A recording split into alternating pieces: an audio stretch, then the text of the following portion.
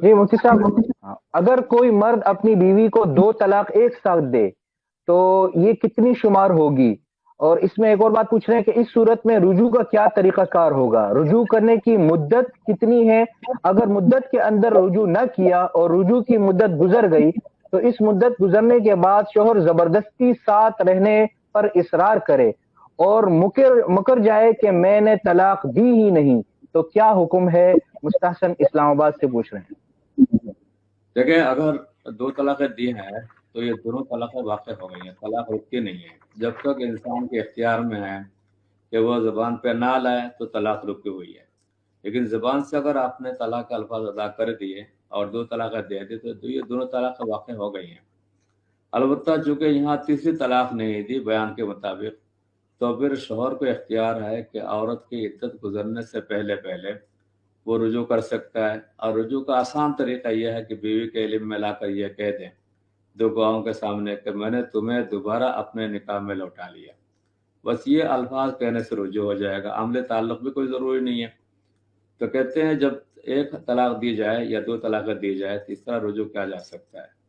لیکن اس کی مدت کیا ہے کہ طلاق دینے کے بعد سے جب تک عورت کو 3 مینسز نہ آ جائے، 3 ماہوار یا 3 حائض نہ آ جائے،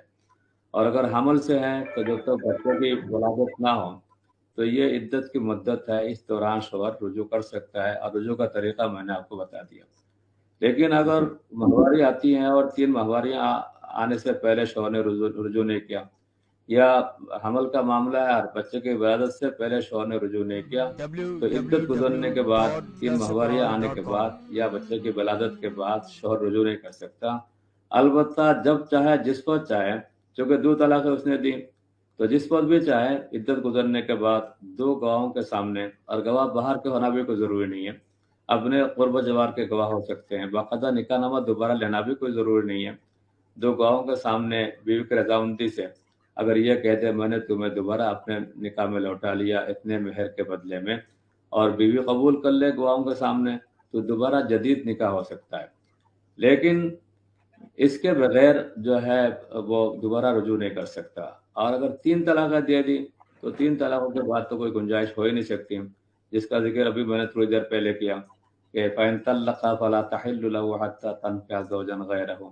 کہ اگر شوہر نے تیسری طلاق بھی دے دی تو اب یہ عورت اس کے لیے حلال نہیں ہے جب تک کہ اس کی عدت نہ گزرے، کسی دوسری جگہ نکاح نہ ہو، دوسرے شوہر سے تعلق قائم ہو جائے۔ اس کے بعد خواہ عورت کو اختیار پہلے سے لیا ہوا ہے تو وہ عورت اختیار استعمال کر سکتی ہے، یا پھر شوہر اس کو طلاق دے کر فارغ کر سکتا ہے۔ تو 3 طلاقوں کے بعد براہ راست دوبارہ اس کے ساتھ رہنا، زبردستی کرنا، مجبور کرنا، خود بھی گناہ گار بننا، عورت کو بھی گناہ گار بنانا، یہ شرعاً ناجائز اور حرام ہے۔